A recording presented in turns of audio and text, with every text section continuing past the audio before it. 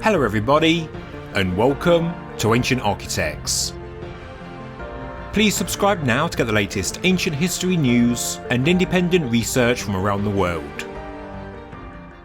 South of the Khafre causeway on the Giza Plateau, and directly to the north of the Tomb of Khentkawas, is a limestone bedrock outcrop known as GCF1. And yes, because of this particular photograph, taken from this particular angle, it has been referred to by some as the second Great Sphinx of Giza.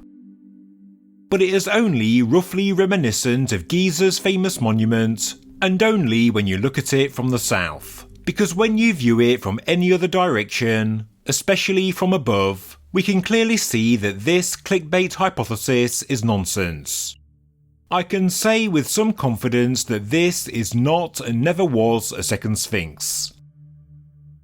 But that should not detract from just how interesting and important GCF1 is to our understanding of the development of the Giza Plateau, because not only can it be used as key evidence when debating an age-old Sphinx hypothesis, it also had importance in its own right, and in this video I'll explain why. GCF1 is one of the few places at Giza where the original unquarried surface of the plateau is present. Yes, where the man is standing, on this dark band of limestone, we can see the original Giza Plateau ground surface, and GCF1 is a platform that was left in situ as the bedrock around it was quarried away. It is a natural vantage point sitting inside the Khufu quarry, with the limestone around it used for the construction of the Great Pyramid. And interestingly, GCF1 lines up precisely with the eastern edge of the pyramid, as shown here. This is surely no coincidence. Furthermore, if you were stood on top of GCF1 in the 4th dynasty, you would have a clear view of not just the building site, but also the harbour in the east, where the Aswan granite and Chura limestone reach the plateau by boat. You could also oversee all the work that was taking place in the quarries, and you could view the entire stretch of the Khafre causeway, which in the times of Khufu was likely used as a ramp to haul stone. So it seems that GCF1 was an important vantage point in the landscape. It was unquarried for a reason, and one can imagine Khufu himself standing here from time to time, next to his architects and surveyors, as he viewed the incredible project that was undertaken in his name. The late archaeologist Glenn Dash wrote a great article on GCF1 back in 2014, which includes a number of fantastic pictures, and I've left links to the article in the description below. He explained how he believed that GCF1 could have served as a distant marker to aid the ancient surveyors, and how it could have had a ceremonial purpose as well, because he noted how the sun sets behind it on the winter solstice when viewed from a certain location on the Khafre causeway. More on this later in the video. According to Dash, when you approach GCF1 from the north, as shown here, it appears as a knoll of step bedrock that rises slightly higher than the surface around it. The stone to the east and west of it was quarried away, and at some time in history a corridor was cut to the south to isolate the roughly square-shaped Tomb of Khentkawas. The rough-looking and dark-coloured limestone cap that marks the uppermost layer of GCF1 can also be seen on the upper parts of the Tomb of Khentkawas, and this likely indicates that both features were once one bedrock platform, one specific vantage point that was used in the time of Khufu. GCF1 was separated from the Tomb of Khentkawas when this trench was cut between them, and this could have happened towards the end of the 4th dynasty, or maybe at the beginning of the 5th, when the Tomb of Khentkawas was being prepared for the Queen. Whatever its history, what we do know is that GCF1 is one of the few places at Giza where the original unquarried surface of the plateau remains. And because GCF1 is located inside a quarry, it was surely left intentionally. But it's not just the position of this rock outcrop that makes it important, it's also its composition, the beds of limestone it's made up of. As stated, the dark layer at the top is the limestone cap, the original surface of the Giza Plateau before quarrying began. This is in somewhat terrible condition, and although I can't analyse it up close, this could be because of two reasons: the specific type of limestone, and also because it has been subject to more weathering and erosion due to it forming the upper surface of the plateau for millennia. The pyramids are made from the stone beneath it, but that begs the question of where the huge volume of Giza Plateau capstone actually went. Clearly, a large amount of it was removed, and it wasn't a building stone, and that's because of its low quality and rough appearance. In my opinion, there are three possible options. Firstly, it could have been ground down and used to create mortar for the building projects. Secondly, it could have been used for building the pyramid ramps. And thirdly, it could have been used as filler material inside the pyramids, because we know that voids were filled with sand and rubble. The answer could even be all three. Back to GCF1, and below the dark capstone is the Giza Member 3 limestone, the same limestone the head of the Great Sphinx is cut from. As you go down, you then reach the Member 2 limestone, which is the same rock type the body of the Sphinx is cut from, although we do find there is less Member 2 rock exposed here than what we see inside the Sphinx enclosure, and that's because the enclosure is deeper. So, like the Sphinx, GCF1 has a lump of Member 3 bedrock that rises above the surrounding landscape. But, unlike the Sphinx, it still has the roughly 7 foot tall weathered limestone cap on top. The majority of this would have been removed from the Sphinx because the quality of the rock meant that it was somewhat unusable for carving, as we can easily see in this picture. This stone is not good enough for creating a magnificent statue, especially the head, which does require detail. It wasn't even good enough for the core masonry of the Great Pyramid, which used the Member 3 limestone beneath. Here, the original Giza surface is shown on both the Tomb of Khentkawas and GCF1, and we can confidently assume the original plateau surface was no higher, because if GCF1 was a vantage point, the Egyptians would have wanted it to be as high as possible. GCF1 is a somewhat untouched piece of bedrock. The limestone cap has been analysed against the Giza topography, and I haven't seen any debate over the claims that this was the original surface of the plateau. So, going back to the start of this video, I said that GCF1 could be used as key evidence when debating an age-old Sphinx hypothesis, and that hypothesis is that the head was recarved from a lion or a jackal.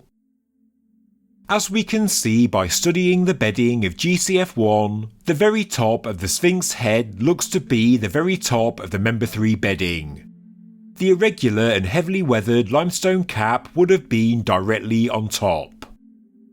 A small part of this cap may have remained because before the modern restoration, the top of the Sphinx head was in very bad condition, but the majority of this stone was certainly removed. And that's because, in general, it is unsuitable for any kind of precision carving. Looking at a geological cross-section of the Sphinx, and here I've marked the rough height of the Giza limestone cap. As stated, the thickness is around 7 feet, and that's based on what we see at GCF1. Now I've superimposed the famous Anubis jackal diagram that was published in Robert Temple's book The Sphinx Mystery, and we can see a number of problems with this hypothesis. For a start, and from studying GCF1, we know there simply was not enough stone at Giza to carve the enormous ears, and the upper part of the head would have had to have been carved from the highly weathered and unsuitable limestone cap. Furthermore, the The snout of the jackal is so long that the weight of the stone would have been too much for the weaker beds of the neck to bear. But why is the neck limestone weaker? Isn't this where the harder Member 3 rock begins? Geologist K.L. Gowrie originally designated bed 7A as the beginning of Member 3, but we now know we can better identify the Member 2 to Member 3 boundary by looking for a fossil called Nummulites gizihensis. We find this species in Member 2, and when it goes extinct we enter Member 3. The abundances of this specific fossil in the Sphinx limestone is shown in Lehner's 1985 paper called Giza, A Contextual Approach to the Pyramids, and it was reproduced by Glenn Dash in 2014. We can see that this fossil is present in bed 7A and 7B, and then it becomes rare in bed 8A.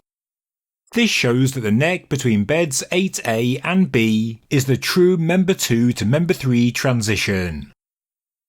So yes, the neck of the Sphinx is inside the Member 3 unit, but that doesn't mean the rock gets instantly harder. The neck is actually a zone of weakness. It's a transition phase in the depositional environment, with the rock being weaker and more weathered than the stone below it, and certainly weaker than the stone above it. Geologist Rob Schneiker analysed the Sphinx bedding and notes that the head of the Sphinx is what we call Miko limestone, meaning it's a particular type of strong resistant limestone that was deposited during the Middle Eocene climatic optimum. These beds were deposited when the ancient ocean was more acidic, and so being deposited in such conditions means the head limestone would be more resistant to weathering and erosion by carbonic acid. Hence its good condition today. The neck represents the time when the ancient ocean was starting to become more acidic, dissolving and weathering the sediment on the ocean floor, and hence the resulting neck limestone is weaker. It is so weak that concrete has been added to the neck in the modern age, and in World War II, this feature was added to further support the head. I believe that these are the same weak neck beds at GCF1. Over time, as the ocean remained acidic, the sediments deposited would have had to have been more acid resistant, and hence the resulting limestone would be a lot harder. This is what we see in the Sphinx head with the darker limestone. Back to Robert Temple's jackal diagram, and there is no way these weaker limestone beds of the neck could support this quantity of rock. It would be unbalanced, unstable, and hence not possible. So, I think we can say with some confidence that the Sphinx was never a jackal. It wasn't Anubis. But there is another body of thought the Sphinx once had the head of a lion. In the famous John Anthony West and Robert Schoch Mystery of the Sphinx documentary, narrator Charlton Heston said that according to a detective Frank Domingo, if the Sphinx was once carved into the shape of a lion, it should be consistent with the proportions of a real lion. This diagram was shown in the documentary, and as you can see we also have the same problem. Using this diagram, there was only ever enough Member 3 limestone to go up to the nose. Even if we include the limestone cap, we don't even have enough stone to reach the eyes. But researcher Robert Nayland gets around this idea by making the Sphinx a lioness, and the height of his model does seem to work, although it would need to utilise some of the badly weathered limestone cap, which you could argue is unlikely. The main discussion point regarding the feasibility of the lioness statue though, is the rock that was used for half the face, the lower half that hangs from the nose down. It would be made from the weathered soft limestone used for the neck of the Sphinx as we see it today, which as we've seen is a very weak transition limestone between Member 2 and Member 3. It's weaker than the stone below and the stone above. Writing in 1984, in his geologic study of the Sphinx, K.L. Gowrie also notes the weak beds of the neck, saying, quote, the lower 1/3 of which, forming mainly the neck of the Sphinx, is a relatively softer limestone being richer in the clastic fraction." End quote. He says the neck limestone and the head limestone represent two distinct depositional environments, meaning that one rock type is weaker and one is stronger. So, the potential problems we have when hypothesising about a large lioness head are the weight of the overhanging rock, if there were any natural fractures in the limestone, which is very likely based on what we see at the Sphinx, and also the quality of the stone. The lower half of the head of the lioness is made from the limestone beds we see on the neck of the Sphinx today, so I do wonder if this statue could work. Is the rock good enough quality? I honestly don't know.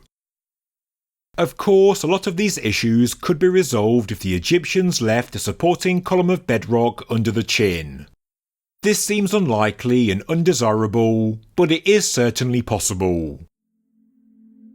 So, if nothing else, GCF1 helps us to eliminate the recarved jackal and lion head hypotheses. And therefore, if the statue was recarved in the 4th dynasty, there are only two options for the original head. Yes, it could have been a lioness, like the one modelled by Robert Nayland, but in my opinion, with the problems with the rock type, this does seem unlikely. The other option is that it could have been another human head, maybe just simply carved onto a bedrock block that was left inside the Sphinx enclosure quarry, a quarry that could date back to the late pre-dynastic or early dynastic, and that's based on the erosion, and I discussed it at length in my last video. Without GCF1, we wouldn't get to see the layers of bedrock that make up the upper parts of the Sphinx monument in such a natural rough state, and we wouldn't know the height of the original limestone cap that sat on top of the member 3 bedrock. It tells us what the ancient people had to work with, and it means that ideas like these can finally be put to bed.